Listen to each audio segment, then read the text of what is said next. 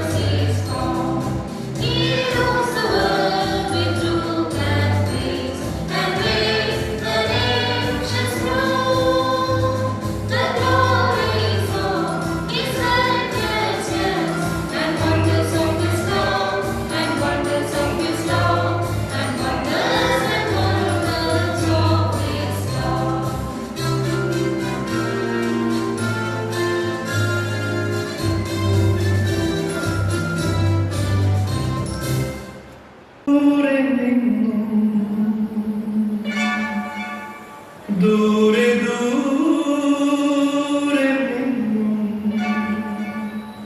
മരുഭൂമി വഴികളിലൂടെ ഒരു കാലിത്തൊഴുത്തു തേടി മൂന്നു രാജാക്കന്മാരെത്തി.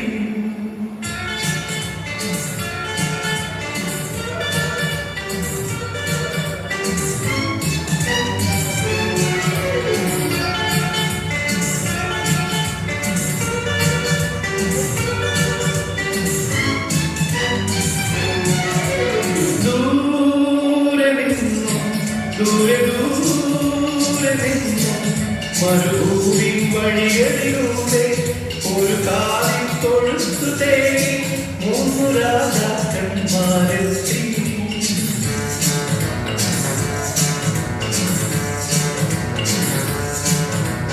വാനം തെളിഞ്ഞു നിന്നു, ദിവ്യതാരം തിളങ്ങി നിന്നു. വാനം തെളിഞ്ഞു നിന്നു, ദിവ്യതാരം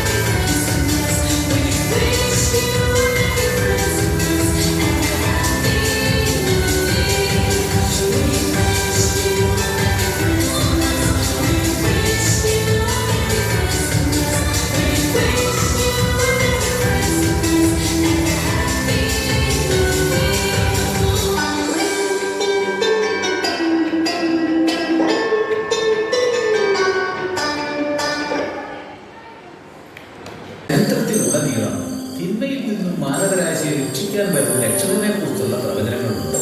അവതരിക്കാൻ പോകുന്ന രക്ഷകനെ കുറിച്ചുള്ള പ്രത്യാശ ഇസ്രായേൽക്കാരിൽ ശക്തമായിരുന്നു. അബ്രഹാമിന്റെ കാലം മുതൽ ഈ രക്ഷകനെ കുറിച്ച് ദൈവം അരുളി ചെയ്തു.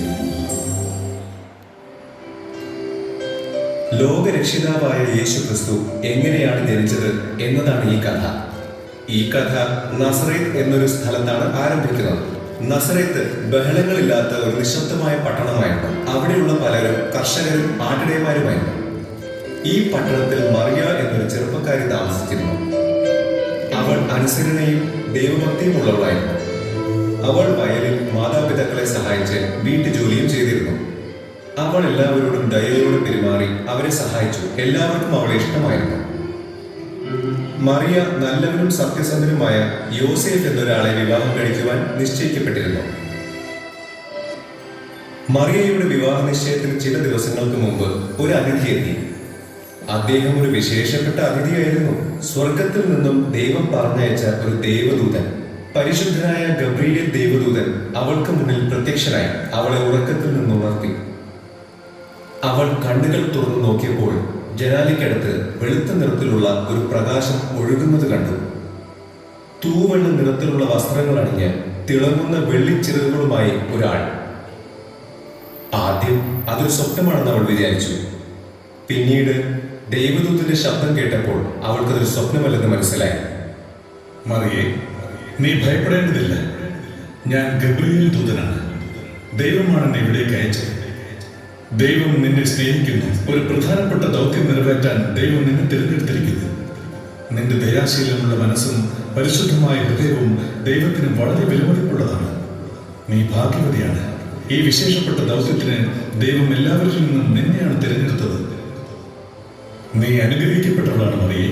ദൈവം നിന്നിൽ പ്രസന്നനായിരിക്കുന്നു. നീ താമസിയാതെ ഒരു മകനെ പ്രസവിക്കും. അവനൊരു മഹാനായ രാജാവാകും. എല്ലാ ജനങ്ങളും അവനെ സ്നേഹിക്കും. അവൻ ദൈവപുത്രൻ എന്നറിയപ്പെടും. ഈ സന്തോഷ വാർത്ത അറിയിക്കാനാണ് ഞാൻ വന്നത് മറിയേ. ഗബ്രിയേൽ പറഞ്ഞത് കേട്ട് മറിയ ഞെട്ടി വിറച്ചു. എന്നാലും അവൾ ശാന്തതയോടെ ഇരുന്ന് ഗബ്രിയേലിന് പറയാനുള്ളതെല്ലാം ശ്രദ്ധാപൂർവം കേട്ടു. പിന്നീട് അവൾ ഗബ്രിയേലിനോട് ചോദിച്ചു, ഞാൻ എങ്ങനെ ഗർഭം ധരിക്കും? ഇനിയും ഞാൻ വിവാഹം കഴിച്ചിട്ടില്ല. ഭയപ്പെടാതിരിക്കൂ മറിയേ, ദൈവത്തിന്റെ പരിശുദ്ധാത്മാവ് നിന്നിൽ പ്രവർത്തിക്കും. നിനക്കൊരു മകൻ നൽകപ്പെടുന്നതാണ്. അവൻ ദൈവപുത്രൻ എന്നറിയപ്പെടും. അവൻ ജനങ്ങൾക്ക് വേണ്ടി അത്ഭുതങ്ങൾ പ്രവർത്തിക്കും. അവൻ യഹൂദന്മാരുടെ രാജാവ് എന്നറിയപ്പെടും. അവൻ മനുഷ്യരാശിയെ രക്ഷയിലേക്ക് നയിക്കും. ദൈവം എന്നും നിന്നോടൊത്തുണ്ട് മറിയേ, നീ അനുഗ്രഹിക്കപ്പെട്ടിരിക്കുന്നു. സമാധാനമായിരിക്കും. പിന്നീട് ഗബ്രിയേൽ മറിയയെ വിട്ട് സ്വർഗത്തിലേക്ക് തിരിച്ചുപോയി. ഏതാനും ദിവസങ്ങൾക്കുള്ളിൽ മറിയ ഗർഭിണിയായി. മറിയ നടന്നതെല്ലാം യോസഫിനോട് പറഞ്ഞു. ദൈവദൂതനെയും ദൈവഹിതത്തെയും അവർക്ക് ജനിക്കാൻ പോകുന്ന മകനെയും കുറിച്ച്. യോസേഫ് ഒരു നല്ല മനുഷ്യനായിരുന്നു. അയാളെല്ലാം സ്വീകരിച്ചു. കുറച്ചു ദിവസം കഴിഞ്ഞ് അയാൾ അവളെ വിവാഹം കഴിച്ചു. അക്കാലത്താണ് കൈസർ രാജാവ് ജനസംഖ്യ കണക്കെടുക്കാൻ പ്രഖ്യാപിച്ചത്. ആ രാജ്യത്തെ എല്ലാ പ്രജകളുടെയും എണ്ണം എടുക്കണമെന്നും അത് രേഖയാക്കണമെന്നും അയാൾ ആഗ്രഹിച്ചു. യോസേഫ് ബെത്ലഹേമ്യനായതുകൊണ്ട് അയാൾക്ക് അവിടെ ചെന്ന് കണക്ക് രേഖപ്പെടുത്തേണ്ടി വന്നു. നസറത്തിൽ നിന്ന് ബെത്ലഹേമിലേക്ക് ഒരുപാട് ദൂരമുണ്ടായിരുന്നു. ബെത്ലഹേമിലേക്ക് വളരെ നീണ്ട ബുദ്ധിമുട്ടുള്ള ഒരു യാത്രയ്ക്ക് യോസേഫും മറിയയും തയ്യാറായി. അന്ന് യാത്രയ്ക്കായി കാറുകളോ വണ്ടികളോ ഉണ്ടായിരുന്നില്ല. നടന്നു തന്നെ വേണം പോകുവാൻ. ഒരു കുഞ്ഞിനെ വയറ്റിൽ ചുമന്നുകൊണ്ട് യാത്ര ചെയ്യാൻ മറിയ വിഷമിച്ചു. മരുഭൂമിയിലൂടെ അനേക നാളുകൾ യാത്ര ചെയ്ത് ഒടുവിൽ മറിയയും യോസേഫും ബെത്ലഹേമിലെത്തി. അവർ പട്ടണത്തിലെത്തിയപ്പോൾ നേരം ഇരുട്ടിയിരുന്നു. രാത്രി കഴിച്ചുകൂട്ടാൻ അവർക്കൊരു സ്ഥലം അത്യാവശ്യമായിരുന്നു. എന്നാൽ എല്ലാ വഴിയമ്പലങ്ങളും നിറഞ്ഞിരുന്നത് കൊണ്ട് ആരും അവർക്ക് സ്ഥലം കൊടുത്തില്ല. യോസേഫ് പട്ടണത്തിലൂടെ നടന്ന് വീടുകളുടെയും കടകളുടെയും വാതിലുകൾ മുട്ടിക്കൊണ്ടേയിരുന്നു. പക്ഷേ ആരും അവരെ അകത്ത് കടക്കാൻ അനുവദിച്ചില്ല.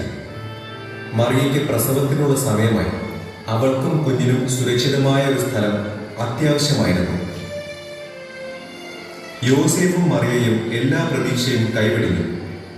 എല്ലായിടവും അന്വേഷിച്ച ശേഷം പശുക്കൾക്കായി ഉണ്ടാക്കിയ ഒരു തൊഴുത്ത് കണ്ടു.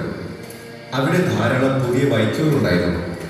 യോസേഫ് ആ വൈക്കോൽ ഉപയോഗിച്ച് മറിയയ്ക്ക് ഒരു കിടക്കുണ്ടാക്കി.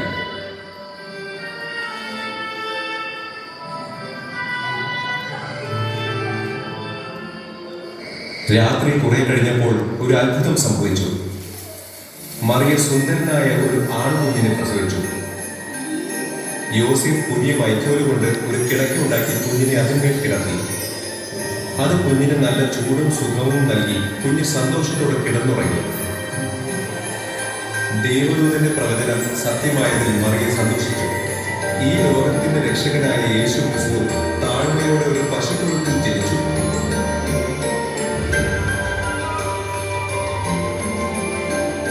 യോസേഫും മറിയയും താമസിക്കാൻ ഒരു സ്ഥലം അന്വേഷിച്ചുകൊണ്ടിരുന്ന രാത്രിയിൽ അധികം അകലെയല്ലാതെ രണ്ട് ഇടയന്മാർ ഒന്നിന് മുകളിൽ ആളുകൾക്ക് കാത്തിരിക്കുകയായിരുന്നു. പെട്ടെന്ന് അവർ ആകാശത്ത് കണ്ണം ജീവിക്കുന്ന ഒരു വെളിച്ചം കണ്ടു.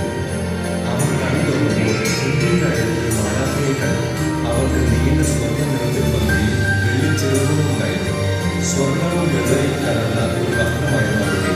അത് നിലാ വെളിച്ചത്തിൽ കെട്ടിത്തിളങ്ങി. എന്താണ് ചെയ്യുന്നതെന്ന് അറിയാതെ ആട്ടിടയന്മാർ അത്ഭുതത്തോടെ നോക്കി. പിന്നീട് മാലാഖ അവരോട് സംസാരിച്ചു. നിങ്ങൾ ഭയപ്പെടേണ്ട. ഞാൻ നിങ്ങളെ ഒരു സുവാർത്ത അറിയിക്കുവാൻ വന്നതാണ്. ഇന്ന് രാത്രി ബെത്ലഹേമിൽ ഒരു ആൺകുഞ്ഞ് ജനിച്ചിരിക്കുന്നു. കുഞ്ഞിന്റെ പേര് യേശു എന്നാണ്. അവൻ ഈ ലോകത്തിന്റെ രക്ഷിതാവാണെന്ന് അറിയപ്പെടുന്നതാണ്. നിങ്ങൾക്കടയാളമോ ശീലകൾ ചുറ്റി പശുത്തൊട്ടിയിൽ കിടക്കുന്ന ഒരു കുഞ്ഞിനെ നിങ്ങൾ അവിടെ കാണും. ഗ്രാമങ്ങളിലെല്ലാം ചെന്ന് ഈ കുഞ്ഞിന്റെ ജന്മവാർത്ത എല്ലാവരെയും അറിയിക്കും. യഹൂദന്മാരുടെ രാജാവായ യേശു ഇന്ന് ജനിച്ചു എന്ന വിവരം എല്ലാവരും അറിയട്ടെ. സമാധാനത്തോടെ പോകും. ഈ സുവാർത്ത എല്ലാവരെയും അറിയിക്കും. ആട്ടിടയന്മാർക്ക് സന്തോഷവും അത്ഭുതവും ഒരേ സമയത്തുണ്ടായി. ഒരു രക്ഷിതാവ് ജനിച്ചതറിഞ്ഞ് അവർ അതിയായി സന്തോഷിച്ചു. അവർ ബെത്ലഹേമിൽ യേശു എന്ന രക്ഷിതാവ് ലളിതമായ ഒരു പശുത്തൊഴുത്തിൽ കിടക്കുന്നത് നേരിൽ കാണുവാനായി ഓടിച്ചെന്നു. യേശു ജനിച്ച ആ രാത്രി 3 വിദ്വാൻമാർ മരുഭൂമിയിലൂടെ കടന്നു പോവുകയായിരുന്നു. പെട്ടെന്ന് അവരുടെ മേൽ ഒരു വെളിച്ചം മിന്നുന്നതായി തോന്നി. അവർ ആകാശത്തിലേക്ക് നോക്കിയപ്പോൾ പ്രകാശമേറിയ ഒരു നക്ഷത്രത്തെ കണ്ടു. അന്നുവരെ അവർ കണ്ടിട്ടില്ലാത്ത ഒരു നക്ഷത്രമായിരുന്നു അത്. ആ ആ 3 വിദ്വാൻമാർക്ക് യേശുവിനെ കുറിച്ചുള്ള പ്രവചനം അറിയാമായിരുന്നു. ബത്ലഹേമിലെ നക്ഷത്രത്തിന് വേണ്ടി അവർ കാത്തിരിക്കുകയായിരുന്നു. അത് കണ്ടപ്പോൾ അവർ അതിയായി സന്തോഷിച്ചു. ലോകരക്ഷിതാവായവരും യഹൂദന്മാരുടെ രാജാവും ജനിച്ചു എന്നതായിരുന്നു അതിന്റെ അർത്ഥം. ഈ വിദ്വാൻമാരും നക്ഷത്രത്തെ പിന്തുടർന്നു.